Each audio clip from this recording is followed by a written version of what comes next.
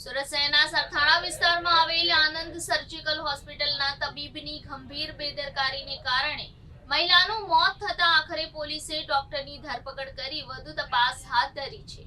સરથાણાની આનંદ surgical હોસ્પિટલના તબીબની ગંભીર બેદરકારીને કારણે કાપોદ્રાની પરિણીતાનું મોત થયું હતું. પોલીસે જાતે ફરિયાદી બની તબીબ સામે સાપરાધ મનુષ્યવધની કલમ 304A મુજબ ગુનો નોંધ્યો હતો, જેમાં ડોક્ટર નિતેશ પરસોત્તમ દાસ સાવલિયાની પોલીસે ધરપકડ કરી છે. કાપોદ્રા મંગલદીપ એપાર્ટમેન્ટમાં રહેતી પરિણીતા પ્રિયંકા વિવેકભાઈ અણધણને એપેન્ડિક્સનો દુખાવો થતા 25 જુલાઈ 2022ના રોજ તપાસ કરાવવા ગઈ હતી. હોસ્પિટલમાં એપેન્ડિક્સના ઓપરેશન વેળા પરિણીતાનું 4 કલાકમાં મોત થયું હતું. ડોક્ટરે ફેમિલીને કહ્યું હતું કે નસ બ્લોક કરી હોય તે છૂટી જતા આવું બન્યું હતું.